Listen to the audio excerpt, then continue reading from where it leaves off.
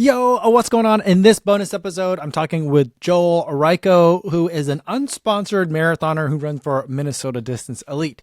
He's been having one heck of a year, winning at Grandma's Marathon this summer, and then following that up with a incredible performance in New York, finishing 6th overall, top American, and bringing home a shiny new PB of 2:09:56. In this session, we talk about his race. We talk about his training, the shoes he's been running in and experimenting with since he's an unsponsored athlete and can test pretty much anything. And of course, we talk a little bit about the hair. And then we end the session today with a little game that I called How Minnesota Runner Are You? Should be a really fun time. Hope you guys enjoy this conversation with Joel Reichow. Well, Joel, it looks like you're back at work now. Thanks for taking the time out of your day. And thank you, Fleet Feet, for letting me borrow Joel for about half an hour today. Yeah, no problem. So it seems like you're not getting any time off of work, even coming in 6th overall at the New York City Marathon recently. I think if I asked somebody to cover for me, they would have. Okay. I like being here. Okay. Awesome. All right. Well, you know what? I think this is the first time that I've interviewed you. I don't think we've ever met before. I think I might have waved to you guys last year at New York before you guys got on the buses. I was that weird dude with the camera just yelling at everyone. Yeah. But it's nice to meet you finally in person. And I think the best way that I would start today is with a little bit of a game, if that's okay. Yeah. All right. So when I had Dakota on after Chicago a little bit, we played Kiss, Marry, Kill. All right. You familiar with how to play the game? Yep. Okay. So New York Marathon for you was a 2:09:56. I think that was a PB, right? Yep. By I think like 40 seconds. Okay. All right. So nice PB there. 6th overall at New York City Marathon, a world major, and top American. So of those three things, which one are you going to kiss, marry, or kill? They're all really good. This one's hard. Yeah. I feel like time kill because Okay. I think there's a lot more there. Mhm. I had a big target on top American, so Okay. probably marry for that, and then kiss for 6th place. Okay. Nice. So like going in thinking that you wanted to be top American, I don't think that, and I don't mean this in a disrespectful way, I don't think that you were on a lot of people's lists as potential for top American on the day. Is that how you felt about it coming? Is that the sense that you got? I was kind of looking at top 3 for America. Okay. Was kind of my target. Obviously, when the opportunity came, I had to try and close hard. But Okay. yeah, that was kind of looking at Americans as like my top goal. Okay. And so like, did you feel like you were an underdog, underrated? Were you angry about that? Like, what were your feelings about kind of like what the media was thinking about your prospects coming? I know you had ideas on what you were wanted to do coming, but did you have any thoughts on that? I'm kind of used to being overlooked at this point. Okay.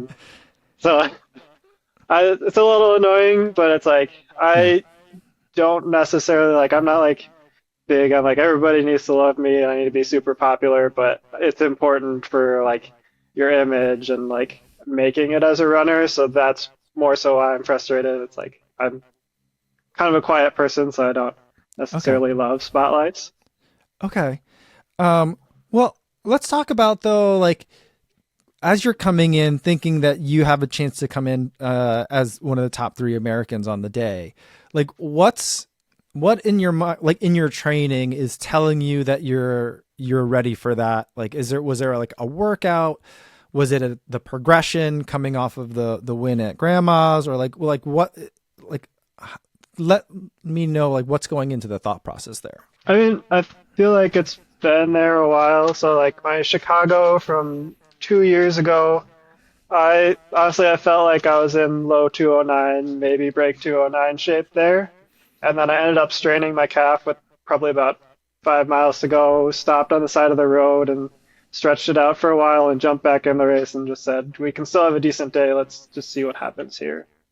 So it's like, I know it's been there for a while. So just kind of that continued like building off from that. And good workouts these last few years. Okay. Were there any like sense of time goals that you had coming into this race, or New York being New York, was it more like I want to put myself in a position to race some guys? Number one at New York is always just like racing, but I did have a few time goals in mind. If it went up quicker, I would have liked to have targeted low 209 or maybe break 209. But my B goal is like if it goes out slower, I want to be under 210. Like that's a Okay. nice barrier to break. Okay. Nice. Well, I mean, I think you were right in the middle between both of those. Can you give us a sense, like a breakdown of the race for you? Because my viewing, I didn't go to New York this year, and my viewing experience was it was weird. It was all messed up because I have YouTube TV and I couldn't watch the regular feed, so I got stuck. Not stuck, but like I was only able to watch the women's race, and I didn't get to see much of the men's race. Give me a sense of what the race was like for you. Most years goes out a little bit slower, Mhm. so we went up the bridge. I got off the line. I was like, I'm just gonna sit in the back. So I was like pretty much dead last at that point, and probably most of the first half of the race, just kind of sitting in the back. A lot of times going to fluid stations about half a mile out, people would kind of surge, and I'd let them get a little space, get my bottle kind of on my own, and then kind of make up that gap. Going into the race, I kind of figured like Queensboro would be a key moment. It was last year. I think last year it happened a little before Queensboro. This year, I think it was a little more like on Queensboro is kind of when the move happened. Um, so I was like, I'm gonna take risks there. Obviously, don't be reckless, but I wanted to put myself in a good position coming out of it. So I got gapped a little on Queensboro. I think there was a couple other Americans around me. I think like Joe Klecker, Reed Fisher were right by me going up it. And then I kind of bombed down the hill and kind of looked at that chase pack. And I think Kipchoge, Charles Hicks, a number of other guys were in that. So I pushed to catch them. I caught up to them. And for like a minute or two, I sat on them and I was like, this doesn't quite feel right. And so I actually took over that group and started pushing towards the next group and just kind of wanted to put them in reach, make sure they didn't like get super far away. Okay. And then, yeah. And then, About, sorry, go ahead. oh yeah. About like a minute or two, or like a mile later, guys took over. I ended up sitting on them until like 24 or so. And then like Bia and Hillary came back to me. And so when we caught them, I was like, oh, I've got an opportunity here to do something crazy. And my legs just like took over. And I was like, oh, we're doing this. We're just close it out here. So at that point, did you know that you were then in the first American spot? I was pretty sure, but I wasn't like 100% confident. I Okay. was like, I think this is everybody. Okay. Okay. You mentioned going up the bridge that you were with Reed and Joe Klecker. Was there any chit chat going on in that time? Are these guys chatty on the long run, or do you know? Not really. Yeah. I feel like there's usually not too much talk that goes on the race. Yeah. Sometimes you'll look over at somebody and be like, hey, let's work together. But yeah, Yeah. not too much conversation. Okay. I saw in a post, I think it was on the Minnesota Distance Elite Instagram account, where you'd mentioned something about like right at the Queensboro Bridge, was like right about mile 16, where you felt like you needed to take more risks there this year. Yep. That seems to be like the opposite of the advice that anyone ever gives people in terms of running New York. Like what was the thought process in terms of that? Like, is it just a matter of like covering the surges at the aid stations, or like everyone's afraid of that spot, so that's where we want to move? Can you give me a little bit more insight into like what you were thinking to do there? I think people get like a little too carried away. So it's still being able to like measure yourself, don't be reckless, but I didn't want to let people get away. Last Yeah. year I kind of ended up on my own and suffered because of it. So this year I was like, I need to put myself in the right position. Okay. And then what are you taking nutrition wise in your bottles? Are you taping gels to them? Like, what was your nutrition plan going in? Yeah, so I typically do like just tailwind. So I did tropical, and then what I'll do is I'll add a little bit of element to it. So Okay. I'll add the first half I did like a third of a stick of element in each bottle, and then second half of the race it was just like a quarter of a stick. Okay. Um, and then I taped some UCANs to the bottle as like backups. And usually I put some in my pockets beforehand, but I forgot them before this race. When did you realize So you forgot them? when I got to Ocean Breeze, or we were talking about that, I was like, oh shoot. But uh, I've done that before. okay. So, but you knew you had some on your bottles if you like really needed them. Yep. Okay. Yeah. I was like, I can't miss my 5K bottle. Okay. Okay. Okay. I feel like that would derail a lot of people to be like, I don't have my gels with me. I'm glad. No. Okay. Yeah. I didn't plan on taking them anyways. Okay. I try and do just fluids, but Okay. it's good to have that as a backup. Okay. Can we talk a little bit about the shoes that you raced in? Yeah, Uh, I was in the Metaspeed Edge Tokyo. I kind of had a few things I was debating between, but it was kind of actually it kind of ended up between that and the Fast Star. And we don't carry Fast Star, and the store that sponsors us doesn't carry Puma as well. okay. So I was like, I'd have to go spend a lot of money on that, and I really loved the Metaspeed Edge Tokyo. So I was like, we're gonna go with this. I like it. I've done a workout in it, and it went really really well. So. Okay. Because I've seen you race in a variety of shoes. You're currently Mhm. unsponsored, right? Yep. So you get, I guess the plus side of that is that you get to really experiment with a lot of other things. Yep. Um, it's interesting to me that you're choosing between the Metaspeed Edge Tokyo and the Fast R3. Did you think about the Deviate Nitro Elite 3 at all? I haven't put that on my feet, so I wasn't Oh, sure okay. about that. Okay. Yeah. And I liked the Fast R. Obviously, I used it for grandmas. I think that rocker is pretty early in that and the Edge. And Okay. so I just feel like I get off my toes a little quicker. It's not putting a lot of force through like my Achilles and calf. Okay. And then I saw that you raced in the Metaspeed Ray as well at some point. Yep, I did for the 10 mile. Okay. Okay. It felt a little too soft for me. I Yeah. didn't feel like I was getting as much back out of it. Okay. They were super light and Yeah. crazy Yeah. though. It was fun. Yeah. Those are super fun. But I think those are also very different than the Metaspeed Edge, though. So it makes sense, like Yep. if you prefer the Edge, that maybe the Ray wouldn't have worked for you. Yeah. Can you give me a sense of what other shoes that you're running with when you're not racing, like on a heavy week of training? What are you reaching for? Yeah, my go-to shoe this build-up has kind of been the Asics Glide Ride Max. Oh, okay. It's I kind love of that got like shoe. a nice rocker, like how Yeah. the Edge has. So I've really been enjoying that.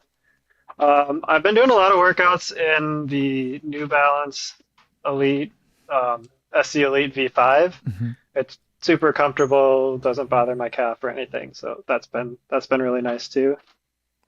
It just doesn't give as much back as what the Puma does or the Fast or the Asics does. Yeah, I always feel like the SC Elite has kind of been like a Rebel Pro rather than like a race shoe in my mind. Like Mhm. it's just not aggressive enough, but I also feel like some people Yep. don't want it super aggressive. Yeah, it's nice as like a super approachable Hmm. like race shoe. Yeah. Like most Uh, people would be good in it. I'm surprised at the Glide Ride Max pick. I mean, I'm not surprised, but I'm like happy to hear it. I think it's a super Mhm. underrated shoe. I love that shoe, Yeah, but I've not same. really met Yeah, anyone else that's like I really like it. So it's yeah, I'm glad to see that there's at least one other person out there that's been enjoying it. yeah. Uh, It's a good mix. It's like just firm enough, but not like doesn't feel like stiff, right. clunky, and the rocker is really, really nice. Yeah, it is. What was your mileage like getting ready for New York? I got up to 120 twice. I think typically I've gotten up to more closer to like 130. But this build up we didn't. I think just timing wise, like where the 10 mile landed, it was kind of like we went up, hit 120, and then came back down for that, and then went right back up to 120, and Okay. then kind of slowly tapered off. Okay. And then I guess kind of to skip around a little bit, like going forward, is that mileage that you're happy with? Do you want more, less? Like, how did you feel about hitting 120 twice during this build? Um, it was good. I think I can do more. It just Mhm. depends what Londo thinks. Obviously, I trust his coaching. Yeah. And it is a little situational. Like some build ups will have a lot of like really big workouts. We'll hit mileage a little bit harder. Hmm. Sometimes we focus a little shorter and then start to mix in some of the longer stuff a little later. So it just depends on the build. Okay. And then are you, I looked at your Strava and it looks like are you doing doubles, as you're I going do. through the week? Yeah. Um, Yep. for your doubles, can you, maybe this is a weird question, but as another long haired runner, what are you doing with your hair for the doubles? Like, like my hair gets wrecked whenever I run doubles because it's just a lot of showering and shampoo and stuff is drying stuff out. What are you doing to Mhm. keep those locks healthy? I A lot of times I just like don't shower between runs. Okay, all right. Yeah. So sometimes that helps. I've I done don't I've done use that like too. Yeah, I've been there. that. And then like I don't use shampoo and conditioner every day Got it. either. Yeah, yeah. Okay.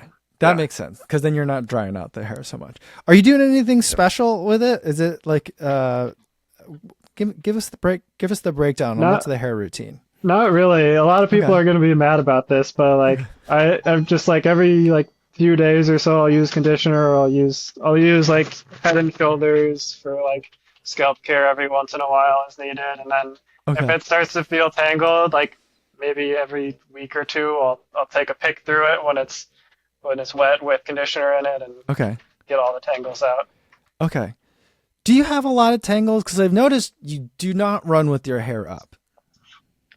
Yeah, so it doesn't really tangle running usually. It just naturally tangles a little bit over time. Okay. But like running doesn't typically do it. It's just got a mind of its own. Okay. Um, where did you have your hair up at the 10 miler? Um, It looked like I you think I did put it something. half up. It was Yeah. pretty windy. Yeah. Yeah, I Okay. put like the top half of it up. Okay. Is that the only time you've ever raced with your hair up? No, it just depends. If it's Okay. windy or Okay. hot, a lot of times I'll put the top half up. I never put it all up Okay. unless sometimes on the treadmill, just because Oh, okay. it's heavy and I feel like it like bounces and it's more annoying. Okay. Okay. Because I was trying to get a sense of that, and I was like, because I've seen you run in a lot of videos from Minnesota Distance Elite. I've seen you run at races, and I'm like, I don't think that guy has ever put his hair up. And then I saw the 10 Not miler. really, no. Okay. Okay. How long have you had hair this long? Um, Probably since college. I cut it short like right before college and pretty much have grown it out since. Okay. Okay. Um, are okay. So if we go back and find pictures of you from college, you'll be short haired Joel. My freshman year. Okay. There was like an in-between time where I have a little bit of like a small afro. Okay. All right. I'll have to go back Yeah. and see if I can find that. I think I got one more New York Marathon question. So like last year you were there with Dakota. I saw you guys getting on the Mhm. buses together. This year you're down there with Annie, right? Mhm. At some point during the race, you must have passed Annie on the course. Is that right? No, they Oh, start quite a ways before us. okay. So she was already done by the time that you got Yep. to the finish line. Okay, because I always Yeah. I feel like it's always I know they try to time it so that like the men and the women like finish really close, and I didn't know if you ever actually like passed her on course. Yeah, I think New York they're trying to keep it more separate because they want it to be like a women's only Okay, time. okay, Sometimes they try and do like a pursuit or like hmm making it so they're finishing at the same time. But I think they want it completely separate. okay, because they tinker with the dist like the gap, the starting Mhm. gap every year. It's never exactly the same. I think. Okay, but so then you cross the finish line, top American, sixth place. Annie must have still been there though, right? Or was she already She scooted was off? gone when I got there. Oh, Yeah, okay, I think okay. most of the women were gone by that point. Okay. Yeah. All right. Did you get to talk to her afterwards? Yep. Yeah, she Okay. was in the hosting area after the race. So Okay. yeah. Can you share what did you guys say to each other when you guys saw each other? Because she had a pretty big day I too. Did you know that when you got in there? I didn't know that. Okay. So I had like an escort person with me, and I was trying to ask him, and Oh, okay. he didn't know. Oh, So I okay. didn't know until I like saw her. I was like, oh, that's awesome. I know she wanted top five, so I was like, Hmm. yes. All right. Big day for Minnesota Distance Elite, right?